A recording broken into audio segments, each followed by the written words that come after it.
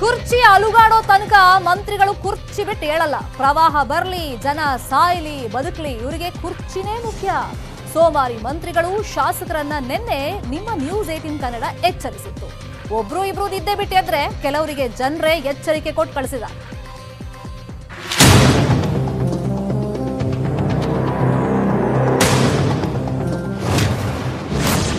ಸರ್ಕಾರಕ್ಕೆ 10 ಪ್ರಶ್ನೆ ಹಾಕಿತ್ತು ನ್ಯೂಸ್ 18 ಕನ್ನಡ. ನ್ಯೂಸ್ 18 ಕೇಳುವಂತ 10 ಪ್ರಶ್ನೆಗಳಿಗೆ ಸರ್ಕಾರ ಸಾಧ್ಯವಾದ್ರೆ ಉತ್ತರ ಕೊಡು. ಎಚ್ಚೆತ್ತುಕೊಳ್ಳದ ನಾಯಕರಿಗೆ ಸಂತ್ರಸ್ತರಿಂದಲೇ ತರಾಟೆ.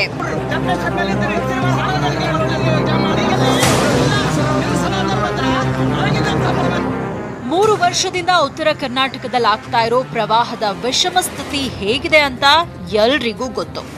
ಈಗ ಹಾಳಾದ ಕೊರೋನಾ ಸಮಯದಲ್ಲೂ ಜನ ಮಳೆ ಪ್ರವಾಹಕ್ಕೆ ಸಿಲುಕಿ ನರಕ ಯಾತನೆ ಅನುಭವಿಸುತ್ತಿದ್ದಾರೆ.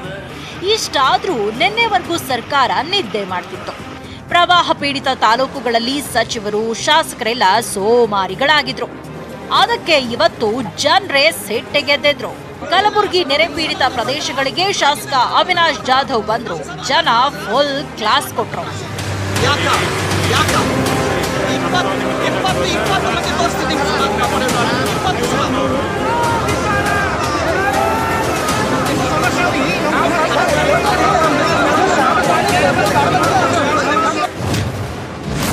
ಕೊರೋನಾ ಬಂದಿದೆ, ಎಲ್ಲೂ ಹೋಗಲ್ಲ ಅಂದ್ರು. ಸಂತ್ರಸ್ತರನ್ನ ಮರೆತರು, ಎಲೆಕ್ಷನ್ ಪ್ರಚಾರಕ್ಕೆ ಹಾಜರು. ಇವ್ರೇ ನಮ್ಮ ಘನವೆತ್ತ ಉಪಮುಖ್ಯಮಂತ್ರಿ ಗೋವಿಂದ ಕಾರಜೋಳ. ಪ್ರವಾಹಕ್ಕೆ ಸಿಲುಕಿ ಜನ ಸಾಯ್ತಿದ್ರು, ನನಗೆ ಕೊರೋನಾ ಬಂದಿದೆ, ಎಲ್ಲೂ ಹೋಗಲು ಆಗ್ತಿಲ್ಲ ಅಂತ ಪತ್ರ ಬರೆದಿದ್ರು. ಇವತ್ತು ಇದೇ ಡಿಸಿಎಂ ಸಾಹೇಬ್ರು ಪ್ರವಾಹಕ್ಕೆ ಸಿಲುಕಿದವರ ಕಷ್ಟ ಕೇಳೋದ್ ಬಿಟ್ಟು ಬೈ ಎಲೆಕ್ಷನ್ ಪ್ರಚಾರ ಮಾಡ್ತಿದ್ರು. ಯಾಕೆ ಸರ್ ಜನರ ಕಷ್ಟ ಕೇಳಲ್ವಾ ಅಂದ್ರೆ ರಕ್ಷಣಾ ಪಡೆ ಬಂದಿದೆ, ಹೆಲಿಕಾಪ್ಟರ್ ತರಿಸಿದ್ದೀವಿ ಅಂತೆಲ್ಲ ಮಾತಲ್ಲೇ ಮರಳು ಮಾಡಿದ್ರು. ಕಾಳಜಿ ಕೇಂದ್ರಗಳನ್ನು ತೆಗೆದಿದ್ದೇವೆ. 13,000ದಷ್ಟು ಜನ ಕಾಳಜಿ ಕೇಂದ್ರಗಳಲ್ಲಿದ್ದಾರೆ. ಜನರ ಸುರಕ್ಷಿತ ಸ್ಥಳಕ್ಕೆ ತಂದಿದ್ದೀವಿ. NDRF ಟೀಮ್ ಬಂದಿದ್ದಾವೆ, ಹೆಲಿಕಾಪ್ಟರ್ ಬಂದಿದ್ದಾವೆ.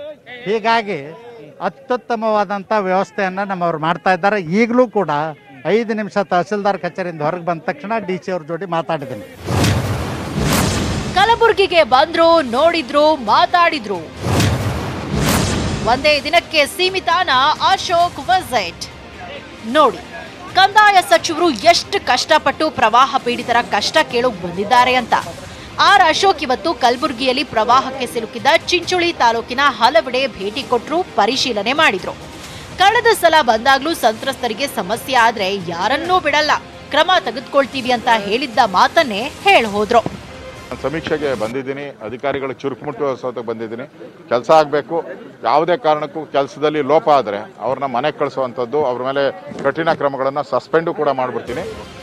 ಸಚಿವ ಅಶೋಕ್ ಕಲಬುರಗಿ ಜಿಲ್ಲೆಗೆ ಬಂದಿದ್ರು. ಸಚಿವರನ್ನ ಭೇಟಿ ಮಾಡಿ ಪ್ರವಾಹದ ದುಸ್ಥಿತಿ ಹೇಳೋಕೆ ಕಾಂಗ್ರೆಸ್ ಶಾಸಕ ಪ್ರಿಯಾಂಕ್ ಖರ್ಗೆಗೆ ಮನಸ್ಸಿಲ್ಲ.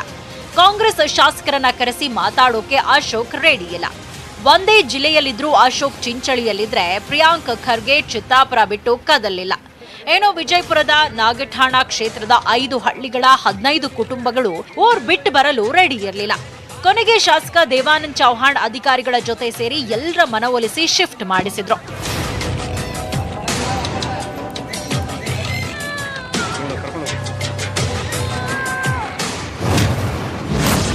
ಎಲ್ಲಿ ಹೋದ್ರು ಉಸ್ತುವಾರಿ ಸಚಿವರು?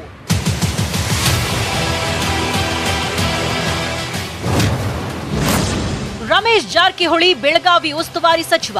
ಬೆಳಗಾವಿಯಲ್ಲಿದ್ರೂ ಸಂತ್ರಸ್ತರ ಕಷ್ಟ ಕೇಳಲು ಹೋಗಿಲ್ಲ. ಪ್ರಭು ಚೌಹಾಣ್ ಯಾದಗಿರಿ ಬೀದರ್ ಉಸ್ತುವಾರಿ ಸಚಿವ. ಬೀದರ್ನಲ್ಲಿ ಖಾಸಗಿ ಕೆಲಸದಲ್ಲಿ ಬ್ಯುಸಿಯಾಗಿದ್ದಾರೆ. ಗೋವಿಂದ ಕಾರಜೋಳ ಯಾದಗಿರಿ ಕಲಬುರಗಿ ಉಸ್ತುವಾರಿ. ಸಂತ್ರಸ್ತರಿಗಿಂತ ಶಿರಾ ಬೈ ಎಲೆಕ್ಷನ್ ಪ್ರಚಾರದಲ್ಲಿ ಬ್ಯುಸಿ.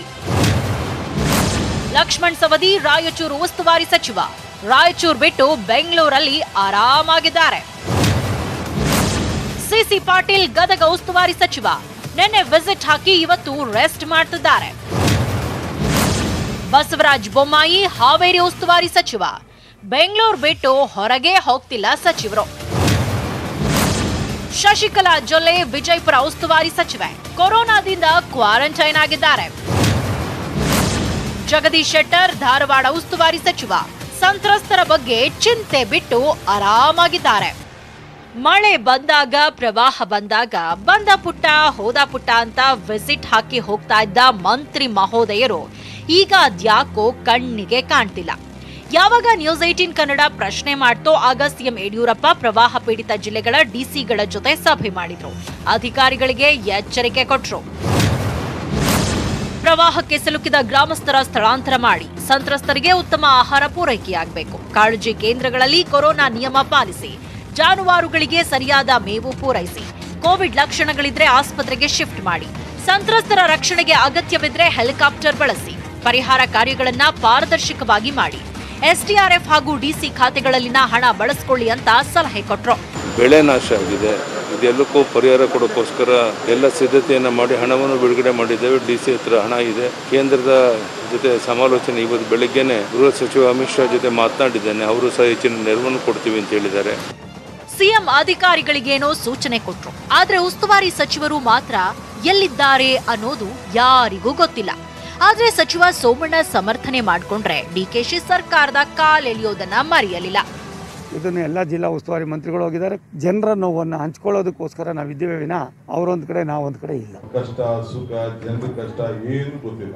ಆ ಕಡೆ ಎಲ್ಲ ಮಳೆ ಬಂದಾಗ ಮಂತ್ರಿಗಳು ಏನು ಮಾತಾಡಿದ್ರು, ಯಾವ ಡಿಸ್ಟ್ರಿಕ್ಟ್ ಕೊರೋನಾ ಸಂದರ್ಭದಲ್ಲೇ ಹೋಗ್ಲಿಲ್ಲ, ಈಗ ಮಳೆ ಹೋಗ್ತಾರೆ. ಸುಮ್ಮನೆ ನಮ್ಮ ರಾಜ್ಯಕ್ಕೆ ಈ ಸರ್ಕಾರ ಒಂದು ಶಾಪ. ಜನರ ಕಷ್ಟ ಕೇಳೋಕ್ ಆಗದಿದ್ಮೇಲೆ ಜನಪ್ರತಿನಿಧಿಗಳು ಅಂತ ಯಾಕೆ ಬೇಕು? ಮಂತ್ರಿಗಳಿಲ್ಲದಿದ್ರೂ ಅಧಿಕಾರಿಗಳೇ ಕೆಲಸ ಮಾಡ್ತಿರ್ಬೇಕಾದ್ರೆ ಉಸ್ತುವಾರಿ ಸಚಿವರು ಅಂತ ಯಾಕಿರ್ಬೇಕು ಅನ್ನೋದು ಜನ ಕೇಳ್ತಾ ಇರೋ ಪ್ರಶ್ನೆ. Bureau report, news 18 Kannada. ಮಂತ್ರಿಗಳೇನೋ ಆರಾಮಾಗಿದ್ದಾರೆ, ಆದ್ರೆ ಮಳೆ ಹೊಡೆತಕ್ಕೆ ಸಿಲುಕಿ ನರಕ ಅನುಭವಿಸ್ತಾ ಇರೋ ಜನರ ಕಷ್ಟನೂ ತೋರಿಸ್ಬೇಕಲ್ವಾ? ಮಂತ್ರಿಗಳಂತೂ ಕಣ್ತೆರೆದು ನೋಡಲ್ಲ. ಅಟ್ಲೀಸ್ಟ್ ನಾವು ನೀವಾದ್ರೂ ನೋಡಿ. ಆದ್ರೆ ಸರ್ಕಾರಕ್ಕೆ ಸ್ವಲ್ಪ ಕ್ಲಾಸ್ ತಗೊಳ್ಳೋಣ.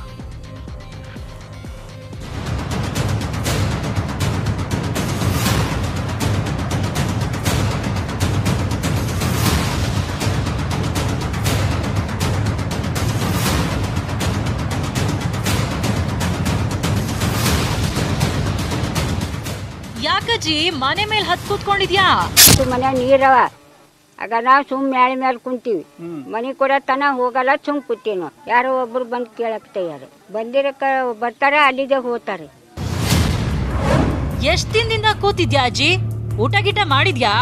3 ದಿನ ಆಯ್ತು. ಮಾಡಿವ್ರಿ, ಮಗ ತಂದು ಕೊಟ್ಟಿದ್ದ ಒಂದು ರೊಟ್ಟಿ ನೀನು ಉಂಡಿವ್ರಿ. ಇವತ್ತು ಹಂಗೆ ಕೂತೀವಿ.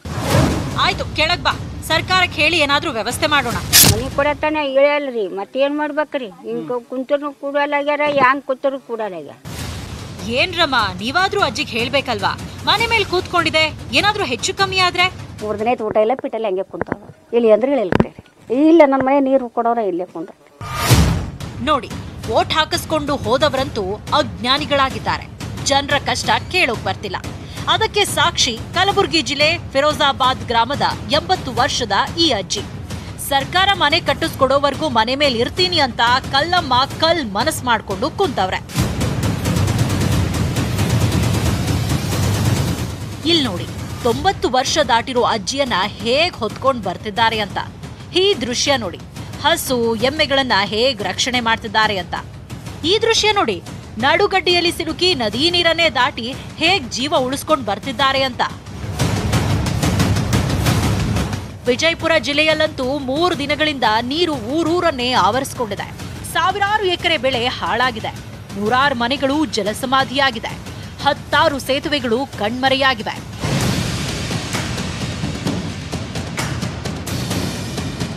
ಕಲಬುರಗಿಯಲ್ಲಿ ಭಾರೀ ಮಳೆಯಿಂದ ಹಲವು ಸೇತುವೆಗಳು ಮುಳುಗಡೆಯಾಗಿವೆ. ರಸ್ತೆ ಮೇಲೆಲ್ಲ ನೀರು ನಿಂತಿದೆ.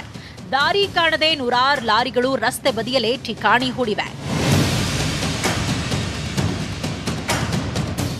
ಇನ್ನು ಶಹಾಬಾದ್ ಪಟ್ಟಣದಲ್ಲಿ ವಿಶ್ವನಾಥ್ ದಾಲ್ ಮಿಲ್ಗೂ ನೀರು ನುಗ್ಗಿ 800 ಕ್ವಿಂಟಾಲ್ ತೊಗರಿ ಬೆಳೆ ನಾಶವಾಗಿದೆ.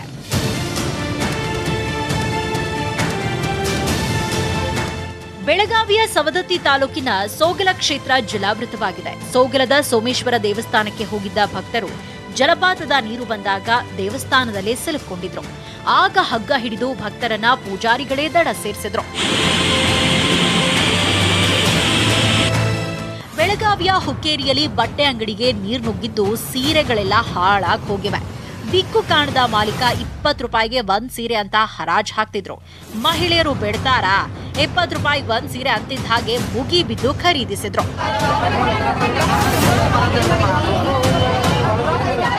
ಯಾದಗಿರಿಯ ಶಹಾಪುರ ತಾಲೂಕಿನ ತಂಗಡಗಿ ಗ್ರಾಮದ ವಿಶ್ವಾರಾಧ್ಯ ಆನಂದಾಶ್ರಮಕ್ಕೆ ಮಳೆ ನೀರು ನುಗ್ಗಿದೆ. 5 ಲಕ್ಷ ಬೆಲೆ ಬಾಳುವ ದವಸ ಧಾನ್ಯ ಹಾನಿಯಾಗಿದೆ. ಮತ್ತೊಂದು ಕಡೆ ಜೋಳದಡಗಿ ಹಾಗೂ ಕಂದಳ್ಳಿ ಸೇತುವೆ ಜಲಾವೃತವಾಗಿದ್ದು ಯಾದಗಿರಿ ರಾಯಚೂರು ಸಂಪರ್ಕ ಕಡಿತವಾಗಿದೆ. ಬಾಗಲಕೋಟೆಯ ಮುತ್ತೂರು ನಡುಗಡ್ಡೆಯಂತಾಗಿದ್ದು ಕಣ್ಣೀರಿಡುತ್ತಿದ್ದಾರೆ. ಮೊನ್ನೆಯಷ್ಟೇ ಪ್ರವಾಹ ಅಬ್ಬರಿಸಿ ಹೋಗಿತ್ತು. ಈಗ ಮೇವನ್ನ ಹೊತ್ತು ದನಕರುಗಳ ಜೊತೆ ಊರನ್ನ ಬೆಳೆದಿದ್ದಾರೆ ಗ್ರಾಮಸ್ಥರು. ಸಂಕಷ್ಟಕ್ಕೆ ಸಿಲುಕಿದ್ದವರಿಗೆ ಸರ್ಕಾರ ಕಾಳಜಿ ಕೇಂದ್ರ ತೆರೆದು ಆರೈಕೆ ಮಾಡ್ತಿದೆ ನಿಜ. ಆದ್ರೆ ಯಾದಗಿರಿಯ ಕುಮನೂರಿನ ಕಾಳಜಿ ಕೇಂದ್ರದಲ್ಲಿ ನಿನ್ನೆ ರಾತ್ರಿಯಿಂದ 150 ಸಂತ್ರಸ್ತರಿಗೆ ಊಟನೇ ಕೊಟ್ಟಿರಲಿಲ್ಲ. ಇವತ್ತು ನ್ಯೂಸ್ 18 ಕನ್ನಡ ವರದಿ ಮಾಡಿ ಅಧಿಕಾರಿಗಳ ಕಣ್ ತೆರೆಸಿದ ಮೇಲೆ ಸಂತ್ರಸ್ತರಿಗೆ ಊಟ ಕೊಟ್ಟಿದ್ದಾರೆ. ಇದೆಲ್ಲ ಕ್ಯಾಮ್ರಾ ಕಣ್ಣಿಗೆ ಕಂಡ ದೃಶ್ಯಗಳು. ಕಾಣದ ದೃಶ್ಯಗಳು ಅದೆಷ್ಟೋ. Bureau report, news 18 Kannada. ಕಲಬುರಗಿಯಲ್ಲಿ ಮಳೆ ಗಾಳಿ ಲೆಕ್ಕಿಸದೆ ಅಜ್ಜಿ ಪ್ರತಿಭಟನೆ ಮಾಡ್ತಾ ಇದ್ದ ಸ್ಟೋರಿಯನ್ನ ಆಗ್ಲೇ ತೋರಿಸ್ತಾ ಇದ್ವಿ. 3 ದಿನ ಆದ್ಮೇಲೆ ಮನೆ ಮೇಲಿಂದ ಅಜ್ಜಿ ಕಲ್ಲಮ್ಮ ಕೆಳಗಡೆ ಇಳಿದಿದ್ದಾರೆ. ಸೊ ನಾವು ಮನವೊಲಿಸೋಕೆ ಟ್ರೈ ಮಾಡಿದ್ವಿ. ಆ ಟೈಮ್ನಲ್ಲಿ ಅವರು ಮನವೊಲಿಸಿದ್ದಾರೆ, ಅಂದ್ರೆ ಶಾಸಕರ ಮುಖಾಂತರ ಮಾತನಾಡಿಸಿದ್ವಿ. ಒಂದು 10 ನಿಮಿಷ ಮಾತಾಡಿದ ಮೇಲೆ ಅವ್ರಿಗೊಂದು ಭರವಸೆ ಸಿಕ್ಕಿದೆ. ಇದು ನ್ಯೂಸ್ 18ನ ಇಂಪ್ಯಾಕ್ಟ್. ನ್ಯೂಸ್ 18 ಕನ್ನಡದ ವರದಿ ನೋಡಿ ಅಜ್ಜಿಗೆ ಶಾಸಕರು ಸ್ಪಂದಿಸ್ತಾರೆ. ಅವ್ರು ಕೇಳ್ತಾ ಇದ್ದಿದ್ದು, ನಮಗೆ ಶಾಶ್ವತವಾಗಿ ಒಂದು ಮನೆ ಕಟ್ಟಿಸ್ಕೊಡ್ಬೇಕು, ನಮ್ ಗೋಳನ್ನ ಯಾರೂ ಕೇಳ್ತಿಲ್ಲ, 3 ದಿನದಿಂದ ನಾನು ಮನೆ ಮೇಲೆ ಕುತ್ಕೊಂಡಿದ್ದೀನಿ, ಯಾರೊಬ್ರು ಇಲ್ಲಿ ಬಂದಿಲ್ಲ, ಕೇಳ್ತಾ ಇಲ್ಲ ಅಂತ ಅಳಲನ್ನ ತೋಡ್ಕೊಂಡಿದ್ರು. ಸೊ ವರದಿಯನ್ನ ನಾವು ಪ್ರಸಾರ ಮಾಡಿದ್ವಿ. ಶಾಸಕರ ಜೊತೆ ಅವ್ರಿಗೆ ಮಾತನಾಡಿಸಿದ್ವಿ. ಅಫ್ಜಲ್ಪುರ ಶಾಸಕ MY ಪಾಟೀಲ ಮಾತನಾಡಿದ್ರು. 10 ನಿಮಿಷ ಶಾಸಕರ ಜೊತೆಯಲ್ಲಿ ಅಜ್ಜಿ ಮಾತಾಡಿದ ಮೇಲೆ ಅಜ್ಜಿಗೆ ಸಮಾಧಾನ ಆಗಿದೆ. ಅಜ್ಜಿ ಕೆಳಗಿಳಿದು ಬಂದಿದ್ದಾರೆ. ನ್ಯೂಸ್ 18 ಕನ್ನಡಕ್ಕೆ ಧನ್ಯವಾದ ಹೇಳಿದ್ದಾರೆ.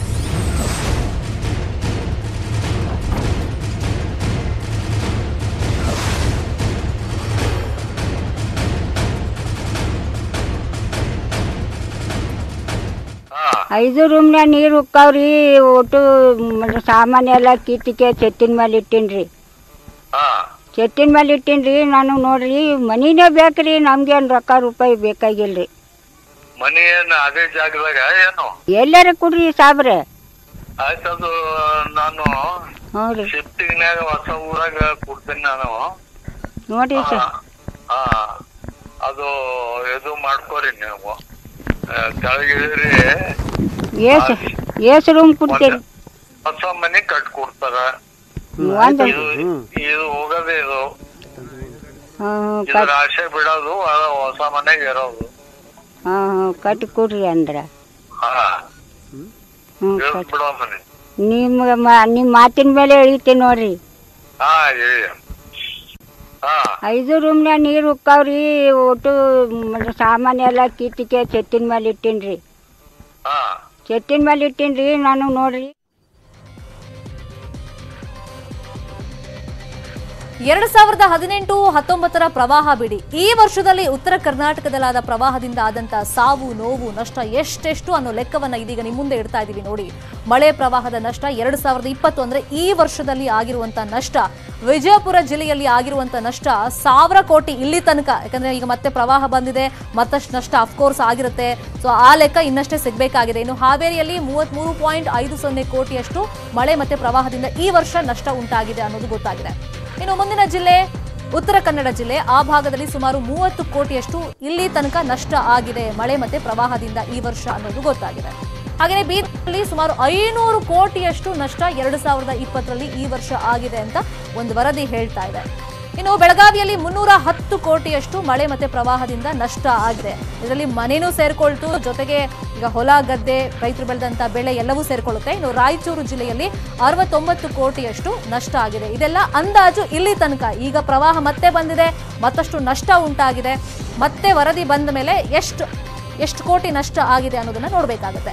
ಇನ್ನು ಯಾವ್ಯಾವ ಜಿಲ್ಲೆಯಲ್ಲಿ ಸಾವು ನೋವು ಎಷ್ಟಾಗಿದೆ ಆ ಲೆಕ್ಕವನ್ನ ಈಗ ನಿಮ್ಮ ಮುಂದೆ ಇಡ್ತಾ ಇದೀವಿ ನೋಡಿ. ಸಾವಿನ ಪ್ರವಾಹ 2020ರಲ್ಲಿ ಬಂತು. ಎಷ್ಟೆಷ್ಟು ಜೀವಗಳನ್ನ ಯಾವ್ಯಾವ ಜಿಲ್ಲೆಗಳಲ್ಲಿ ಬಲಿ ಪಡೆದಿದೆ ಅಂದ್ರೆ, ರಾಯಚೂರಲ್ಲಿ 2020 ಈ ವರ್ಷ ಇನ್ನು ಮುಗಿದಿಲ್ಲ. ಸೊ ಇಲ್ಲಿ ತನಕ ಸೋಫಾರ್ 17 ಮಂದಿ ಪ್ರಾಣವನ್ನ ಕಳ್ಕೊಂಡಿದ್ದಾರೆ ಪ್ರವಾಹದಿಂದಾಗಿ. ಕಲಬುರಗಿ ಭಾಗದಲ್ಲಿ 11 ಮಂದಿ ತಮ್ಮ ಜೀವವನ್ನ ಕಳ್ಕೊಂಡಿದ್ದಾರೆ ಈ ಸಾವಿನ ಪ್ರವಾಹದಿಂದಾಗಿ.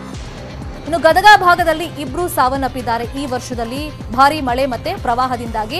ವಿಜಯಪುರ ಭಾಗದಲ್ಲಿ 2 ಇಲ್ಲಿ ತನಕ ಸಾವನ್ನಪ್ಪಿದ್ದಾರೆ ಈ ವರ್ಷದಲ್ಲಿ. ಇನ್ನು ಬೀದರ್ ಭಾಗದಲ್ಲಿ ನಾವು ನೋಡೋದಾದ್ರೆ ಆ ಜಿಲ್ಲೆಯಲ್ಲಿ 3 ಮಂದಿ ಸಾವನ್ನಪ್ಪಿದ್ದಾರೆ ಮಹಾ ಮಳೆಯ ಒಂದು ಹೊಡೆತಕ್ಕೆ ಸಿಲುಕಿ. ಹಾಗೆಯೇ ಹಾವೇರಿ ಭಾಗದಲ್ಲಿ 4 ಮಂದಿ ಇಲ್ಲಿ ತನಕ ಸಾವನ್ನಪ್ಪಿದ್ದಾರೆ. ಈ ಲೆಕ್ಕ ಇಲ್ಲಿಗೆ ಮುಗಿಯೋದಿಲ್ಲ, ನಾನು ಪದೇ ಪದೇ ಅದನ್ನು ಸ್ಟ್ರೆಸ್ ಮಾಡಿ ಹೇಳ್ತಾ ಇದ್ದೀನಿ. ಇನ್ನೂ ಕೂಡ 2020 ಮುಗುದಿಲ್ಲ. ಬೆಳೆ ಹಾನಿ ಇರಬಹುದು, ಜೊತೆಗೆ ಸಾವು ನೋವು ಇನ್ನೂ ಕೂಡ ಮುಂದುವರಿಯೋ ಚಾನ್ಸಸ್ ಇದೆ. ಉತ್ತರ ಕನ್ನಡ ಭಾಗದಲ್ಲಿ 1 ಸಾವನ್ನಪ್ಪಿದ್ದಾರೆ, ಬಾಗಲಕೋಟೆಯಲ್ಲೂ ಅಷ್ಟೇ 1 ಸಾವನ್ನಪ್ಪಿದ್ದಾರೆ. ಇನ್ನು ಅಕ್ಟೋಬರ್ನಲ್ಲಿ ಎಷ್ಟು ಅನಾಹುತ ಆಗಿದೆ? ಕಳೆದ ತಿಂಗಳು ಅನಾಹುತ ಆಗಿತ್ತು, ಸರಿ, ಉತ್ತರ ಕರ್ನಾಟಕ ಭಾಗಕ್ಕೆ ಹೊಡೆತ ಬಿದ್ದಿತ್ತು. ಅಕ್ಟೋಬರ್ನಲ್ಲಿ ಏನೆಲ್ಲ ಅನಾಹುತ ಆಗಿದೆ ಅಂತಂದ್ರೆ 148 ಗ್ರಾಮಗಳನ್ನ ಸ್ಥಳಾಂತರ ಮಾಡಲಾಗಿದೆ ತಾತ್ಕಾಲಿಕವಾಗಿ. ಅಲ್ಲಿಗೆ ಎಷ್ಟು ಜನ ಸಂತ್ರಸ್ತರಾದ್ರು ಒಂದು ಅಂದಾಜಿನ ಲೆಕ್ಕದ ಪ್ರಕಾರ ಅಂತಂದ್ರೆ 10,000 ಜನ ಸಂತ್ರಸ್ತರನ್ನ ಸ್ಥಳಾಂತರ ಮಾಡಿದ್ದಾರೆ ಅನ್ನೋದು ಗೊತ್ತಾಗಿದೆ. ಇನ್ನು 100ಕ್ಕೂ ಹೆಚ್ಚು ಗ್ರಾಮಗಳು ಜಲಾವೃತ ಆಗಿದೆ. ಕ್ಷಣ ಕ್ಷಣಕ್ಕೂ ನೀರಿನ ಪ್ರಮಾಣದಲ್ಲಿ ಈಗಲೂ ಕೂಡ ಏರಿಕೆ ಆಗ್ತಾ ಇದೆ.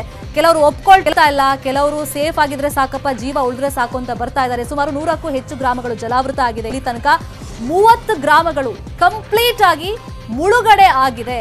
ಅಲ್ಲಿಗೆ 9,000 ಜನ ನಿರಾಶ್ರಿತ ಕೇಂದ್ರಕ್ಕೆ ಶಿಫ್ಟ್ ಮಾಡಲಾಗಿದೆ. ಆಯಾ ಜಿಲ್ಲಾಡಳಿತ ಇದರ ನೇತೃತ್ವವನ್ನು ವಹಿಸಿ ಶಿಫ್ಟ್ ಮಾಡಿದೆ. ಸೊ 300ಕ್ಕೂ ಹೆಚ್ಚು ಜನರನ್ನ ರಕ್ಷಣೆ ಮಾಡಲಾಗಿದೆ. ಇದಕ್ಕೋಸ್ಕರನೇ ಕೇಂದ್ರದಿಂದ NDRF ಟೀಮ್ ಎಲ್ಲ ರಾಜ್ಯಕ್ಕೆ ಬಂದಿದೆ. ಇನ್ನು 48 ಕಾಳಜಿ ಕೇಂದ್ರವನ್ನ ಇಲ್ಲಿ ತನಕ ಸ್ಥಾಪನೆ ಮಾಡಲಾಗಿದೆ. ಸೊ ಅಂದಾಜು ಅಕ್ಟೋಬರ್ ತಿಂಗಳಲ್ಲಿ, ಒಂದು ತಿಂಗಳಲ್ಲೇ ಆಗಿರುವಂತ ಬೆಳೆ ಹಾನಿ ಎಷ್ಟು ಅಂತಂದ್ರೆ 3.87 ಲಕ್ಷ ಎಕರೆ ಬೆಳೆ ಹಾನಿ ಆಗಿದೆ ಅನ್ನೋದು ಗೊತ್ತಾಗಿದೆ. ಇನ್ನು ರಾಜ್ಯದಲ್ಲಿ ನೆರೆ ಹಾವಳಿ ಬಗ್ಗೆ ವರದಿಯನ್ನ ಪಡ್ಕೊಂಡಿದ್ದಾರೆ ಪ್ರಧಾನಿ ನರೇಂದ್ರ ಮೋದಿ ಅನ್ನೋ ವಿಚಾರ ಗೊತ್ತಾಗ್ತಾ ಇದೆ.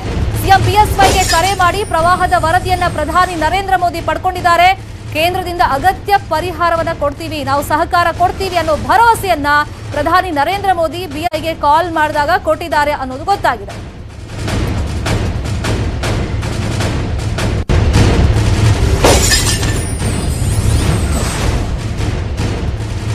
ರಾಜ್ಯದಲ್ಲಿ ನೆರೆ ಹಾವಳಿ ಬಗ್ಗೆ ವರದಿಯನ್ನ ಪಡ್ಕೊಂಡಿದ್ದಾರೆ ಪ್ರಧಾನಿ ನರೇಂದ್ರ ಮೋದಿ. ಸಿಎಂ ಬಿಎಸ್ವೈಗೆ ಕರೆ ಮಾಡಿ ಪ್ರವಾಹದ ವರದಿಯನ್ನ ಪಡ್ಕೊಂಡಿದ್ದಾರೆ. ಸೊ ಈ ವಿಷಯವನ್ನ ಖುದ್ದಾಗಿ ನರೇಂದ್ರ ಮೋದಿ ಅವರೇ ಟ್ವೀಟ್ ಅನ್ನು ಮಾಡಿದ್ದಾರೆ. ಅಂದ್ರೆ ನಾನು ಮಾತನಾಡಿದ್ದೀನಿ ಕರ್ನಾಟಕ ಸಿಎಂ ಯಡಿಯೂರಪ್ಪ ಅವ್ರ ಜೊತೆಗೆ ಅಂತ ಹೇಳಿದ್ದಾರೆ. ಇಲ್ಲಿ ಆಗಿರುವಂತಹ ಮಳೆ ಇರ್ಬೋದು, ಜೊತೆಗೆ ಪ್ರವಾಹದ ಬಗ್ಗೆ ನಾನು ಎಲ್ಲ ಸಂಪೂರ್ಣ ವರದಿಯನ್ನ ಪಡ್ಕೊಂಡಿದ್ದೀನಿ. ಮತ್ತೆ ಕೇಂದ್ರ ಸರ್ಕಾರ ಏನು ಅಗತ್ಯ ಕ್ರಮಗಳು ಬೇಕು, ಸಹಕಾರ ಬೇಕು, ಪರಿಹಾರ ಬೇಕು, ಅದನ್ನ ಕೊಡೋದಕ್ಕೆ ತಯಾರಿದೆ, ರೆಡಿ ಇದೆ ಅನ್ನೋ ಮಾತನ್ನ ಅಲ್ಲಿ ಸ್ಪಷ್ಟಪಡಿಸಿದ್ದಾರೆ.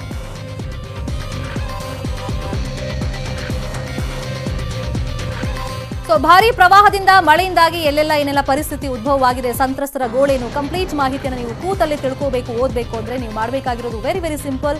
ನಮ್ಮ ವೆಬ್ ಪೇಜ್ news18kannada.comಗೆ ಲಾಗಿನ್ ಆಗಿ. ಮತ್ತಷ್ಟು ಸುದ್ದಿ ಇದೆ, ನೋಡೋಣ, ಬ್ರೇಕ್ ಆಗೋಣ. Welcome back. ನಾಳೆ ವಿಶ್ವವಿಖ್ಯಾತ ನಾಡಹಬ್ಬ ದಸರಾ ಉದ್ಘಾಟನೆ. ನಾಳೆ ಬೆಳಗ್ಗೆ ಶುಭ ತುಲಾ ಲಗ್ನದಲ್ಲಿ ಡಾಕ್ಟರ್ ಮಂಜುನಾಥ್ ದಸರಾ ಉದ್ಘಾಟನೆ ಮಾಡ್ತಾರೆ. ಮುಖ್ಯಮಂತ್ರಿಗಳು ಇರ್ತಾರೆ. ನಾಡದೇವತೆ ಸನ್ನಿಧಿಯಲ್ಲಿ ಎಲ್ಲಾ ಸಿದ್ಧತೆಗಳು ಆಗಿದೆ. ಅರಮನೆಯಲ್ಲೂ ಸರಳ ದಸರಾದ ವೈಭವ ರಂಗೇರ್ತಾ ಇದ್ದು ಕಂಪ್ಲೀಟ್ ಸ್ಟೋರಿ ಏನು.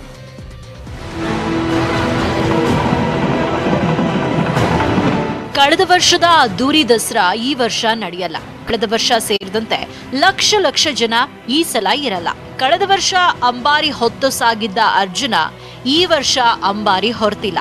ತಲತಲಾಂತರಗಳಿಂದ ಮೈಸೂರು ಅರಮನೆಯಲ್ಲಿ ರಾಜಮನೆತನ ಅದ್ದೂರಿಯಾಗಿ ಆಚರಿಸ್ತಾ ಇದ್ದ ಆ ವೈಭೋಗ ಈ ಸಲದ ದಸರಾದಲ್ಲಿ ಇರಲ್ಲ. ವಿಶ್ವವೇ ನಿಬ್ಬೆರಗಾಗಿ ನೋಡ್ತಾ ಇದ್ದ ಆ ಅದ್ದೂರಿ ದಸರಾ ನಾಳೆಯಿಂದ ಶುರುವಾಗ್ತಿದ್ದು ಸರಳಾತಿ ಸರಳವಾಗಿ ನಾಳೆಯಿಂದ ಶುರುವಾಗಲಿದೆ. ಕೊರೋನಾ ಅಟ್ಟಹಾಸದ ಮಧ್ಯೆ ಮಂಕಾಗಿರುವ ದಸರಾ ಹಬ್ಬಕ್ಕೆ ನಾಳೆ ಬೆಳಗ್ಗೆ 7:45ರಿಂದ 8:15ರಲ್ಲಿ ಸಲ್ಲುವ ಶುಭ ತುಲಾ ಲಗ್ನದಲ್ಲಿ ಖ್ಯಾತ ಡಾಕ್ಟರ್ ಮಂಜುನಾಥ್ ಚಾಲನೆ ಕೊಡಲಿದ್ದಾರೆ.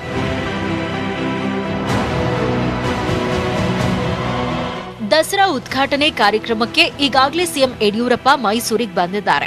ದಸರಾಗೆ ಚಾಲನೆ ಕೊಟ್ಟ ಬೆನ್ನಲ್ಲೇ 6 ಮಂದಿ ಕೊರೋನಾ ವಾರಿಯರ್ಸ್ಗಳಿಗೆ ವೇದಿಕೆಯಲ್ಲೇ ಸನ್ಮಾನ ನಡೆಯಲಿದೆ. ತಮಗೆ ಗೊತ್ತಿದೆ, ಈಗಾಗಲೇ ಕೋವಿಡ್ ಕಾರಣಕ್ಕಾಗಿ ಈ ಬಾರಿ ದಸರಾವನ್ನು ಭಾಳ ಸರಳವಾಗಿ ಆಚರಿಸಬೇಕು ಅಂತೇಳಿ ಎಲ್ಲರ ಅಪೇಕ್ಷೆ ಇದೆ. ಸರಳವಾಗಿ ದಸರಾ ಉತ್ಸವವನ್ನು ಆಚರಿಸಬೇಕು ಅನ್ನೋ ತೀರ್ಮಾನ ಈಗಾಗಲೇ ಆಗಿದೆ. ಅದಕ್ಕೆ ಬೇಕಾದಂಥ ಪೂರ್ವಭಾವಿ ಎಲ್ಲ ಸಿದ್ಧತೆಗಳನ್ನ ನಮ್ಮ ಅಧಿಕಾರಿಗಳೆಲ್ಲ ನಮ್ಮ ಜಿಲ್ಲಾ ಉಸ್ತುವಾರಿ ಸಚಿವರು ಮಾಡ್ತಾ ಇದ್ದಾರೆ. ಸರಳವಾಗಿ ಆಚರಿಸಿದ್ರೂ ಜನರ ಮನಸ್ಸಲ್ಲಿ ಅಚ್ಚಳಿಯದೆ ಉಳಿಯಲಿ ಅಂತ ಉಸ್ತುವಾರಿ ಸಚಿವ ಸೋಮಶೇಖರ್ ಅರಮನೆಗೆ ಭೇಟಿ ನೀಡಿ ಗಜಪಡೆಗಳ ಆರೋಗ್ಯ ವಿಚಾರಿಸಿದ್ರು. ಅರಮನೆ ಮುಂಭಾಗದಲ್ಲಿ ಸಾಂಸ್ಕೃತಿಕ ಕಾರ್ಯಕ್ರಮದ ವೇದಿಕೆ ಸಿದ್ಧತೆ ಪರಿಶೀಲಿಸಿ ಚಾಮುಂಡಿ ಬೆಟ್ಟಕ್ಕೆ ಭೇಟಿ ನೀಡಿ ಭದ್ರತೆ ಹಾಗೂ ಸಿದ್ಧತೆಗಳ ಬಗ್ಗೆ ಪ್ರಧಾನ ಅರ್ಚಕರ ಬಳಿ ಮಾಹಿತಿ ಪಡೆದರು. ಮುಖ್ಯಮಂತ್ರಿಗಳು ಏನು ಮಾಹಿತಿಯನ್ನು ಕೊಟ್ಟಿದ್ದಾರೆ, ಸಿಂಪಲ್ ದಸರಾ ಮತ್ತು ಕೋವಿಡ್-19 ಒಳಗಡೆ ಅದೆಲ್ಲವನ್ನು ಕೂಡ ಒಳಗಡೆ ಮಾಡ್ತಕ್ಕಂಥದ್ದನ್ನು ಎಕ್ಸ್ಪರ್ಟ್ ಕಮಿಟಿ ತೀರ್ಮಾನ ಮಾಡಿರ್ತಕ್ಕಂಥದ್ದು ಒಂದೇ 1% ಅದನ್ನು ಮೀರ್ತಕ್ಕಂಥದ್ದಕ್ಕೆ ಹೋಗೋದಿಲ್ಲ. ಕೊರೋನಾ ಹಿನ್ನೆಲೆಯಲ್ಲಿ ದೇಗುಲಕ್ಕೆ ಭಕ್ತರ ಪ್ರವೇಶ ಇರಲ್ಲ. ಹಾಗಂತ ಪೂಜಾ ವಿಧಿವಿಧಾನಗಳಲ್ಲಿ ಯಾವುದೇ ಬದಲಾವಣೆಗಳೂ ಇಲ್ಲ. ಪ್ರತಿ ವರ್ಷದಂತೆ ನವರಾತ್ರಿ ವಿಶೇಷ ಪೂಜೆಗಳು ನಡೆಯಲಿವೆ. ಶಕ್ತಿ ದೇವತೆಯ ಆರಾಧನೆ ನಡೆಯಲಿದೆ. ಹಾಗೆ ಭಕ್ತರು ಮನೆಯಲ್ಲಿ ಪೂಜೆ ಸಲ್ಲಿಸಿ ಕೊರೋನಾ ಕಮ್ಮಿಯಾಗಲಿ ಅಂತ ಪ್ರಾರ್ಥನೆ ಮಾಡಿ ಅಂತ ಪ್ರಧಾನ ಅರ್ಚಕ ಡಾಕ್ಟರ್ ಶಶಿಶೇಖರ್ ದೀಕ್ಷಿತ್ ಮನವಿ ಮಾಡಿದ್ರು. ನಮ್ಮ ಎಂದಿನಂತೆ ನಮ್ಮ ಧಾರ್ಮಿಕ ಕೈಂಕರ್ಯಗಳು ನಡೆಯುತ್ತೆ, ಯಾವುದೂ ನಾವು ತಪ್ಪಿಸೋಂಗಿಲ್ಲ. ಸರ್ಕಾರಿ ಸುತ್ತೋಲೆಯ ಪ್ರಕಾರವಾಗಿ ಅಲ್ಲೇ ಉತ್ಸವಗಳೆಲ್ಲ ದೇವಸ್ಥಾನ ಆಲಯದಲ್ಲೇ ಮಾಡ್ತೀವಿ. ಪೂಜಾ ಕೈಂಕರ್ಯಗಳು ಅದೇ ರೀತಿ ನಡ್ಕೊಂಡು ಹೋಗುತ್ತೆ. ಭಕ್ತಾದಿಗಳು ಚಾಮುಂಡೇಶ್ವರಿ ಫೋಟೋ ಇಟ್ಟು ಅವರ ಅನುಕೂಲವಾಗಿ ಯಾವ ದೇವ್ರ ಫೋಟೋಗಳಿಟ್ಟು ಮನೆಯಲ್ಲಿ ಪೂಜೆ ಮಾಡಿ ಅಲ್ಲೇ ಪ್ರಾರ್ಥನೆ ಮಾಡೋದು ಒಳ್ಳೆಯದು ಅಂತ ಹೇಳಕ್ಕೆ ಇಷ್ಟಪಡ್ತೀನಿ. ರಾಜ್ಯ ಮನೆತನದ ಖಾಸಗಿ ದರ್ಬಾರ್ ಕೂಡ ನಾಳೆಯಿಂದಲೇ ಶುರುವಾಗಲಿದೆ. 60 ವರ್ಷ ಮೇಲ್ಪಟ್ಟ ಸಾರ್ವಜನಿಕರಾಗ್ಲಿ ರಾಜ್ಯ ಮನೆತನದವರಾಗ್ಲಿ ದರ್ಬಾರ್ ಹಾಲ್ಗೆ ಬರುವಂತಿಲ್ಲ. ರಾಜಮಾತೆ ಪ್ರಮೋದಾ ದೇವಿಯವರು ಕೂಡ ದೂರದಿಂದಲೇ ಖಾಸಗಿ ದರ್ಬಾರ್ ಕಣ್ತುಂಬಿಕೊಳ್ಳಲಿದ್ದಾರೆ. ಮನುಕುಲವನ್ನೇ ನಡುಗಿಸ್ತಾ ಇರೋ ಕೊರೋನಾ ಹೆಮ್ಮಾರಿ ದಸರಾ ಮೇಲೂ ಪ್ರಭಾವ ಬೀರಿದೆ. ಈ ಶರನ್ನವರಾತ್ರಿಗೆ ಕೊರೋನಾ ದೂರವಾಗಲಿ ಅಂತ ಎಲ್ಲರೂ ಪ್ರಾರ್ಥಿಸೋಣ. ಕ್ಯಾಮರಾಮನ್ ಮಧು ಜೊತೆ ಪುಟ್ಟಪ್ಪ, ನ್ಯೂಸ್ 18 ಕನ್ನಡ, ಮೈಸೂರು. ನಾಳೆ ಕೊಡಗಿನಲ್ಲಿ ತಲಕಾವೇರಿ ತೀರ್ಥೋದ್ಭವವಾಗಲಿದೆ. ಅರ್ಚಕರು, ದೇವಾಲಯ ಸಮಿತಿ ಮುಖಂಡರು ಮತ್ತು ಸ್ವಯಂ ಸೇವಕರನ್ನ ಬಿಟ್ಟರೆ ಯಾರಿಗೂ ತೀರ್ಥೋದ್ಭವದ ವೇಳೆಗೆ ಎಂಟ್ರಿ ಇರುವುದಿಲ್ಲ.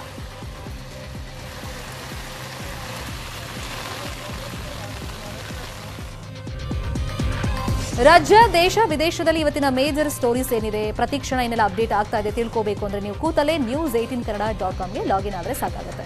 ಮತ್ತಷ್ಟು ಸುದ್ದಿ ಇದೆ, ನೋಡೋಣ, ಬ್ರೇಕ್ ಆದ್ಮೇಲೆ. ಇದರಲ್ಲಿ ಅರ್ಚಕರು ಹಾಗೂ ದೇವಸ್ಥಾನ ಧರ್ಮದರ್ಶಿ ಮಂಡಳಿ ನಡುವೆ ಘರ್ಷಣೆ ನಡೆದಿದೆ. ನವರಾತ್ರಿ ಚಂಡಿಕಾ ಹೋಮ ನಡೆಸೋದಕ್ಕೆ ಧರ್ಮದರ್ಶಿ ಮಂಡಳಿಯಿಂದ ಅಡ್ಡಿ ಆಗಿದೆ ಅಂತ ಅರ್ಚಕ ಶೇಷಗಿರಿ ಭಟ್ ಧರ್ಮದರ್ಶಿ ರಾಮಪ್ಪ ವಿರುದ್ಧ ಆರೋಪವನ್ನ ಮಾಡಿದ್ರು. ಕುಟುಂಬ ಸದಸ್ಯರೊಂದಿಗೆ ಮೌನ ಪ್ರತಿಭಟನೆಯನ್ನ ನಡೆಸ್ತಾ ಇದ್ರು. ಆದರೆ ದಕ್ಷಿಣೆ ದುಡ್ಡು ಸೇರಿದಂತೆ ಹಣಕಾಸಿನ ವ್ಯವಹಾರವನ್ನ ತಮಗೆ ಬಿಟ್ಕೊಡಿ ಅಂತ ಆರೋಪ ಕೇಳಿಬಂದಿದೆ. ಸೊ ಇಬ್ಬರ ಜಗಳದ ವೇಳೆ ಭಕ್ತರ ಮೇಲೂ ಹಲ್ಲೆ ನಡೆಸಿದಂತ ಘಟನೆ ಆಗಿದೆ.